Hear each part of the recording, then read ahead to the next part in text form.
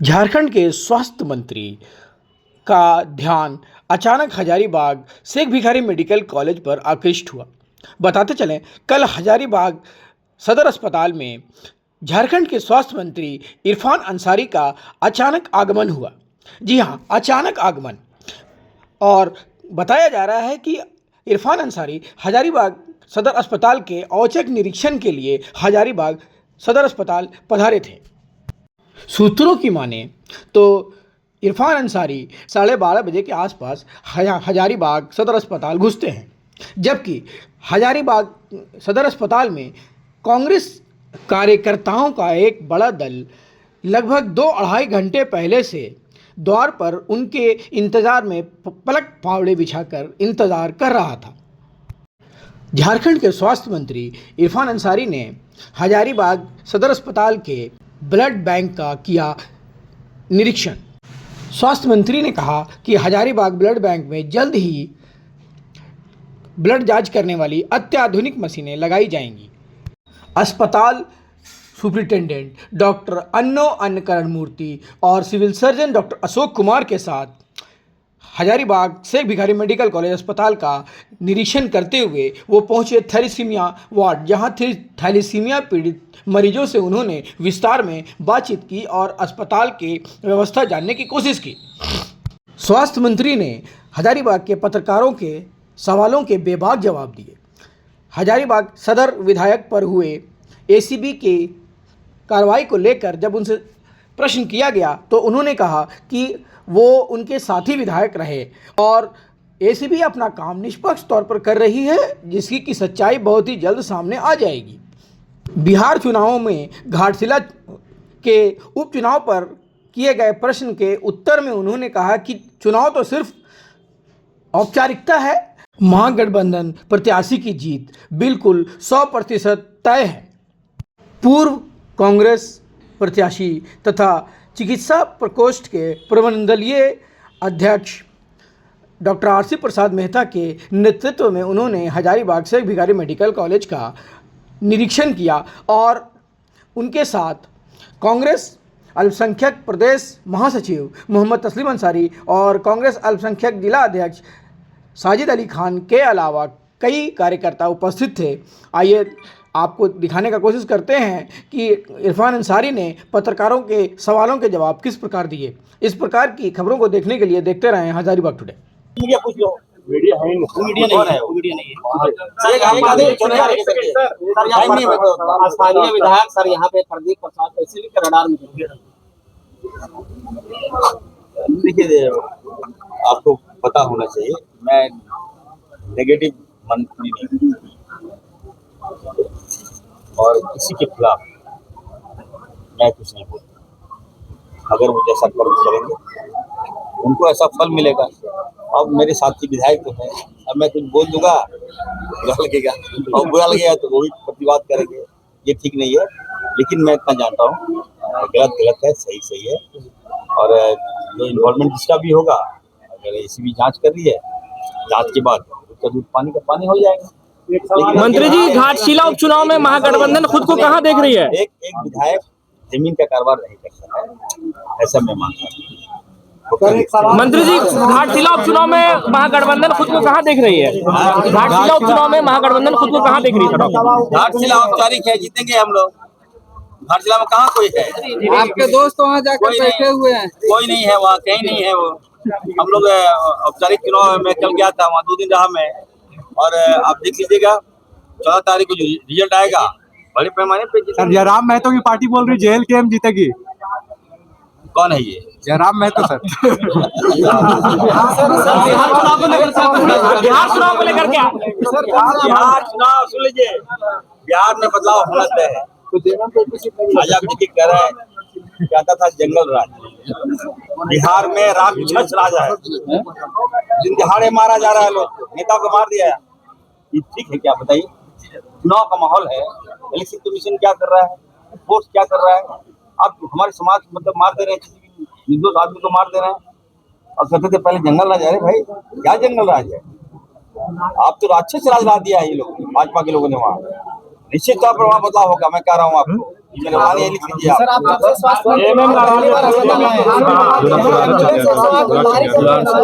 एक एक करके आप लोग लगता है कि आप बता दीजिए।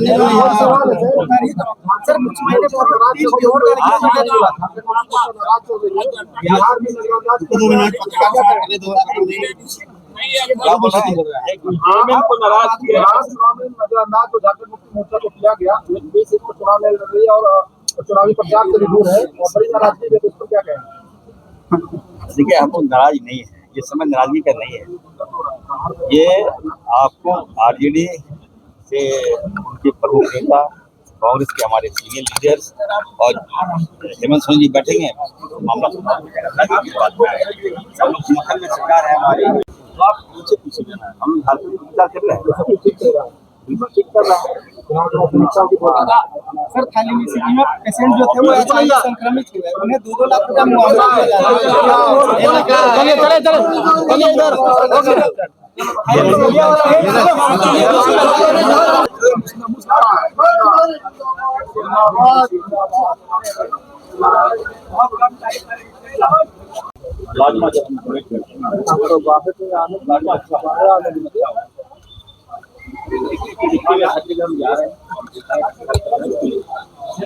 हजारीबाग में ये जो ब्लड बैंक में जो मशीनें हैं, तो वो मशीनें पर्याप्त नहीं, ये हम लोग ऑर्डर दिए 2.5 मशीन हम जा रहे हैं।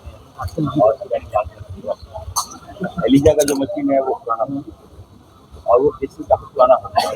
अब हम जो मशीन हाईटेक मशीन है वो हम हजारीबाग को देंगे और हजारीबाग के एक लोगों से अपील कर रहे हैं कि अभी हम बहुत जल्द थैलेसीमिया का हम जांच कराने जा रहे हैं। इसमें आपको सिकल सेल का भी जांच कराने जा रहे हैं, इसमें आप हमको सहयोग करें, जांच कराएं, जहाँ तक ब्लड हल्का फुल्का, लेकिन ये हमें लग जाएगा कि हमें सिकल सेल थैलेसीमिया है कि नहीं, ब्लड बॉडी में कितना है, तो ये सौदा हम दे रहे हैं। राज्य के सभी जिलों में हम सिकल सेल की जांच कराने जा रहे हैं। और रही बात हॉस्पिटल, तो यहाँ काफी अच्छा है और बहुत जल्द मेडिकल कॉलेज चालू होगा। मेडिकल कॉलेज बहुत पहले बन जाना चाहिए था, अभी तक फंक्शनिंग नहीं हुआ है, उसको हम फंक्शनिंग होना चाहिए, माहौल हम देंगे। राज्य में आप देखिए कि लोगों को उम्मीद है इरफान अंसारी, आज अगर कोई खामियां निकल रही है तो 20 साल पहले निकल जाना चाहिए था। आज हर चीज में इरफान अंसारी जिम्मेवार है, ठीक है, मैं जिम्मेवारी लेता हूँ, लेकिन मैं सुधार रहा हूँ, व्यवस्था सुधर रही है, लोगों को विश्वास हो रहा है। पहले सरकारी हॉस्पिटल में पेशेंट नहीं आते थे, आज आप देखिए जमावड़ा लगा हुआ है, विश्वास पैदा किया हमने, डॉक्टर्स आ रहे हैं, स्पेशलिस्ट डॉक्टर्स को ला रहा हूँ, एक अच्छा माहौल। और मैं बता देना चाहता हूँ, डॉक्टर्स का मनोबल कोई भी तोड़ेगा उसका मुद्दा नहीं।